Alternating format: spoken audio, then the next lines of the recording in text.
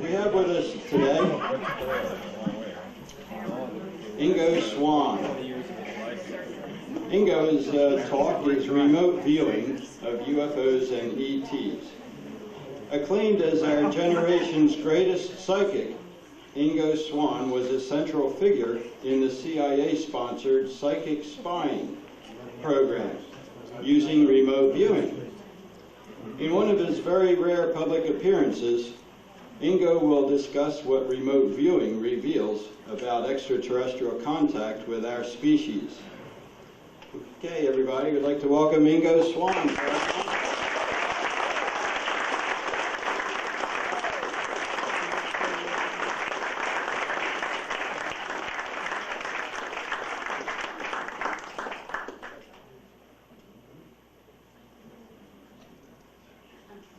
Welcome, Ingo. Thank you. Well, thank you for the applause. There's been many times when I didn't get as much. Can I adjust this? Yeah. Thanks. I'm getting old and my back will hurt. I guess so. Is that okay? Yeah. Actually, the title of my lecture didn't have a title because what I meant to do was answer questions from the audience. I get tired of writing lectures, and actually I stopped doing that as of this last June, and I'm not going to write anymore because it takes too much time.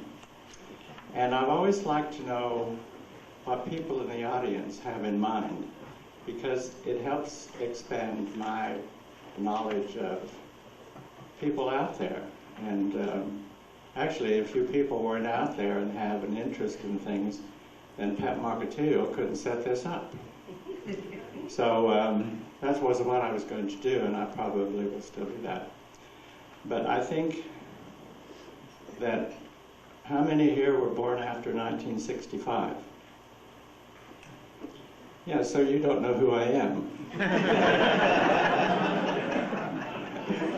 So what I think I'll do is tell you who I am in a partial sense. In New York in 1970, I had a very good friend named Zelda Suplee, who had worked in publishing and was the first-class editor and at that time director of the Erickson Educational Foundation. And she was a big Earth Mother type, but her main claim to fame was that she and her husband had owned 3 nudist camps during the 40s and 50s. And as a result, she knew everybody in the world because everybody came to her nudist camps. And she was wonderful, and I just adored her, and I hung out a lot of times in her apartment for her. And anyhow, she was one of these types that everybody who's outside of society comes to talk to, you know.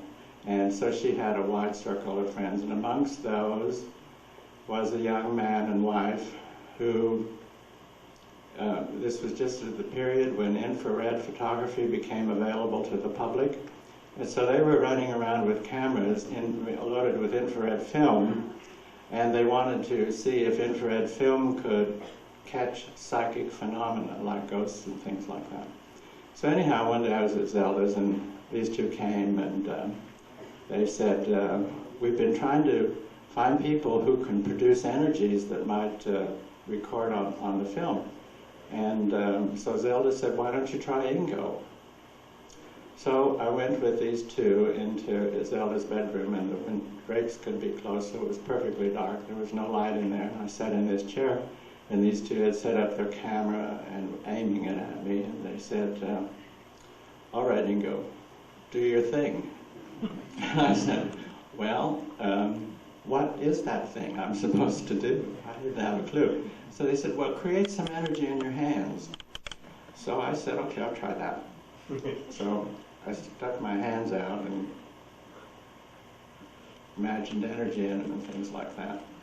And I said, well, what else can I do? And they said, well, make a ball of light above your head.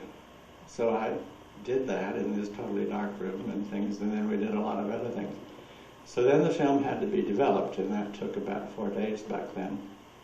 And then they came back with here I am sitting in this chair with the light balls in my hand, and you could see them. They're sort of half moonlight, and they lit up the underside of my face and things in this dark room. And you could push me over with a feather. I'm leaning on this.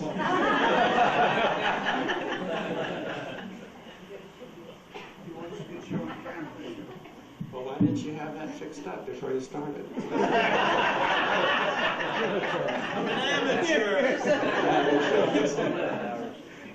So then the really nice one was that, imagine the ball of light over your head, you know. Well, it wasn't a big ball of light, it was a little tiny ball of light about 3 feet over my head, where I said I was trying to do that and everything.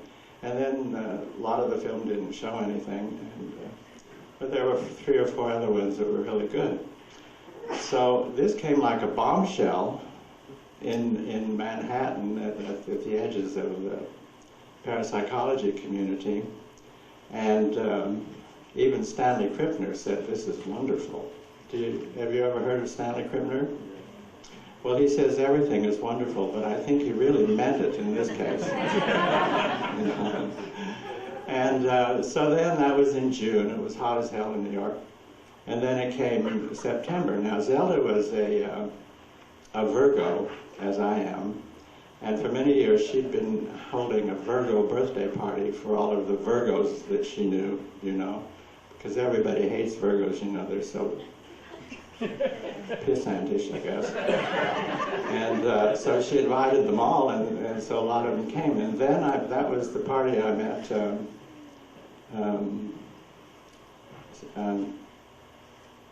gosh, you see, I'm getting old. I met, who was it I met? Stanley Krippner? No, I already knew Stanley Krippner. Yeah, Bob Monroe. I met Bob Monroe. And then I met the plant research guy. What was his name? Clive Baxter? Cleve Baxter. I may not get through this lecture. Bob Monroe was, I mean, everybody was in awe of these tacky little photographs, you know. And everybody said, "Do you want to try it again?" I said, "I don't think so, you know." Anyhow, I got along with Bob Monroe really well, and we became lifelong friends until he died. And then there was Cleve Baxter, who, do you remember him? He had a big lie detector school in Manhattan, and he was a consultant to the CIA and the FBI lie detecting systems, and he trained their personnel to do this and everything. So he had a lot of lie detectors, you know. It was a lab that had about, I don't know, 8 or 9 rooms to it. So he had taken his lie detector things and hooked them up to plants to see if plants would show anything on the output of the lie detector. And the plants did. They showed an electric potential thing going up and down like this and everything. And then he said, "Well, is this a consciousness, or is this just electric potential in these plants and everything?" So he got the idea. He pulled out he got a match and burnt the leaf of one of them. And there was this big spike that occurred on the readout. So the plant had responded to this burning. And he was a kind man, and he didn't want to really burn his plants. And then he found out if he just thought he was going to burn this plant, that there was a big spike. And so he was having people come in and think about burning the plant leaf and watching the thing on the lie detector outputs, you know. So anyhow, at Zelda's party, he was a very shy guy, and he'd gone into the kitchen and gotten in this little space between the refrigerator and the wall, and there were several women who were trying to jump his bones back there and everything, and he was talking plants and they were talking about how beautiful he was. Anyhow, I sort of muscled in. I said, "You know, I'd really like to see this plant stuff." And he says, "Well, come on up to my lab." And so a few days later I went up